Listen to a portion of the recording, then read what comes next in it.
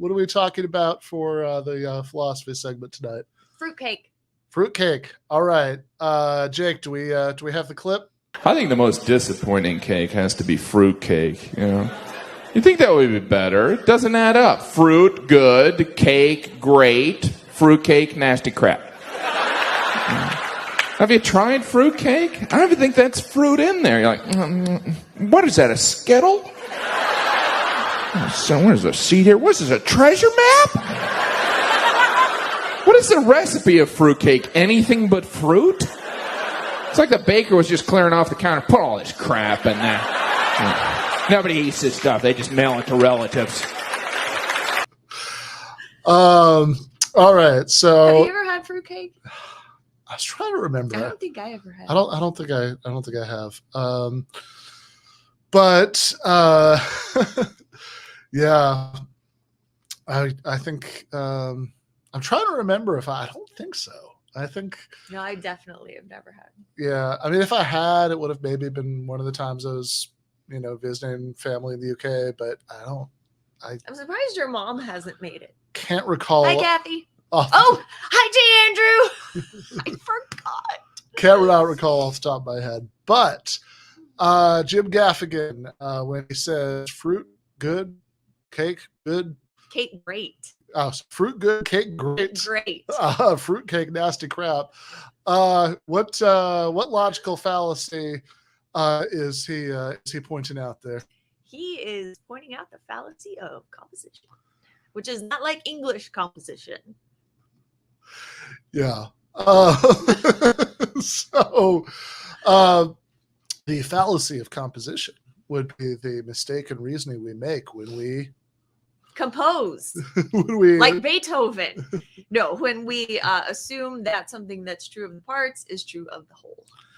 Yeah. So you can't just stick any old good things together. Do you remember that? No, you don't watch Friends. You're too good for Friends. That episode, like a couple episodes of Friends. I was never into that episode where Rachel was making something and she was using a cookbook. Who does that nowadays?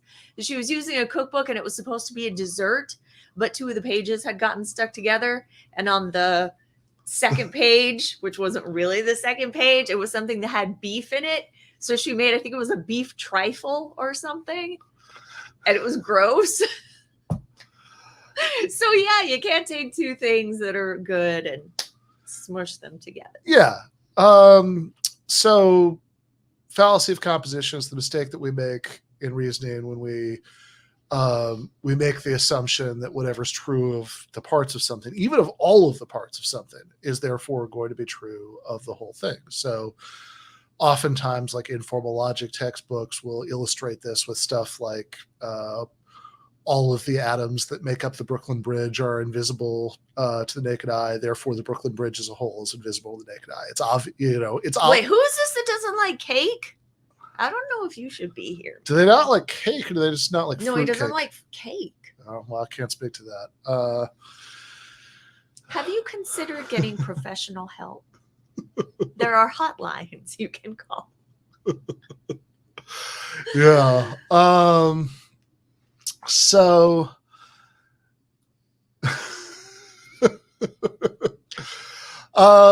yeah. So the Brooklyn Bridge example gives you the idea of like the structure of this, but of course that's not a mistake that anybody would ever actually make. So it might be more interesting to think about cases where arguably people actually do commit this all the time, right? So one, I was looking earlier today, we were trying to decide which fallacy to do for tonight's philosophy segment, and I was looking at the notes from when you teach them all for your critical thinking class, and I have a huge PowerPoint with 200 slides.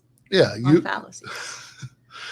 And this caught my eye because you have an example in there that's very similar to something I say about the composition fallacy in my first book, and something I did in a debunk on the Michael Brooks show a long time ago, which I think Yeah, so which I think is actually the debunk that Anna Kasparian told me played a big role in making her a socialist, and it's about education. And sometimes I did this at least once in a critical thinking class. I said like first day. Probably shouldn't do this because it's like not in my interest to discourage people from thinking that getting a college education is valuable. But it is a really good illustration of the fallacy. You talk about. Can I break in here? For Yeah, 1 second? please. We are starting the Cooper Rush era next week. You excited? There we go. Go on. So, Don't worry about it. Oh, that's all right. My focus is on important things like the first preseason's Red Wings game in a couple weeks. But person I'm talking to knows what I'm saying. In any case, the example you use in there is about free community college, which is a good thing. We both support that. Would go much further. I forget first 2 years of community college. I'd say, preschool through grad school, but there's a bad way of arguing for that, where you say, well, people who have these credentials, have gone through better, higher phases of education, get better jobs. So if everybody does that, then everybody could get a better job. But does that work? No. No, why not? No. Because, you remember back in your day when all you needed was a diploma, a high school diploma, and you were considered educated, and that could get you the best job because you had a high school diploma? That doesn't get you anything anymore. When do you think it gets you more than no diploma? But when do you think my day was? Like the 1920s. Okay, all right, fair enough. So yeah, the reason why, back in the 1920s that I so vividly remember, having a high school diploma was a big deal. And much later on, having a college diploma was, and et cetera, is that, and this is not some like weird radical socialist point. This is like first chapter of your wildly pro-capitalist Econ 101 textbook point. Supply and demand work the same way in the labor market they do in any other market. That the reason why having degrees that most people don't have gives you more bargaining power in the labor market is that most people don't have them. If everybody had them, right, or the equivalent, then you would not, in fact, get a particular, bargaining boost from the fact that you have these. It's like when people say, all those fast food workers, making minimum wage or 25 cents more than minimum wage, they should just, learn how to code. Well, if everybody learned how to code, if everybody working a minimum wage job currently learned how to code, knowing how to code would get you exactly zero economic boost because it would be wildly oversupplied. People who had that skill would be paid what, burger flippers are right now. In fact, burger flippers are being paid a little bit better now because of the pandemic and labor shortages and all of that stuff. But I mean, you can't, if you're going to argue for, free college, which you should, I think we should have free college, but it can't be on that basis because that doesn't make any sense. You had you had a baseball analogy, I think, in your PowerPoint. Mm-hmm. Oh, did you want me to tell it? Do you feel like sharing it? It's secret. Yeah. So the idea is that if you're at a baseball game and it's the third inning and nothing exciting is really happening, and you stand up, your view will be improved, right? Sure. You'll have a better view. Stands to reason. And if it's the bottom of the ninth and things are really exciting and you stand up, will your view be improved?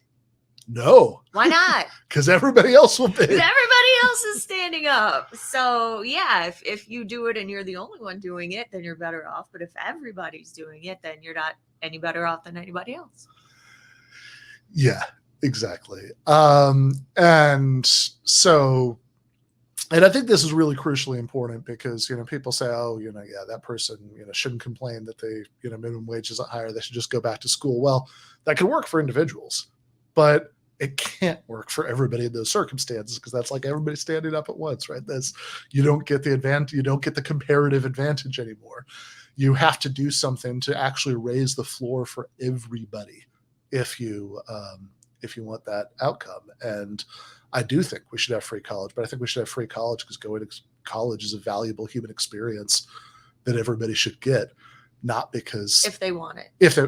Everybody. We've had this discussion before. Everybody should get if they want. I'm not saying that we should. I'm not saying that we should be, frog marching people at gunpoint to the gates of campus and making them register for classes. But everybody should have the option of having if they want to. But well, I remember us having this conversation before about whether everybody should go to college. Yeah, no, but I mean, yes, I don't literally think everybody should go to college in that sense that if like somebody just doesn't want to, should like make them. But but I think it's a good thing. It's a good and positive human experience. But it's not for everybody. Sure, which is fine, but it should be for everybody who wants it. Yes. And education. This is how it's like around here. Education doesn't solve poverty. You need to actually tackle the poverty part to solve poverty.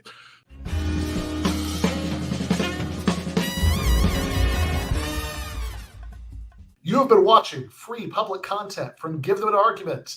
To access every single episode of the show, the main show on Monday nights, all of the streams, all of the debate breakdowns, all of the patron-exclusive post-games on Monday nights, all of the patron-exclusive bonus episodes every week, and much, much more, go to patreon.com/Ben Burgis. I cannot resist ending this with, don't be foolish.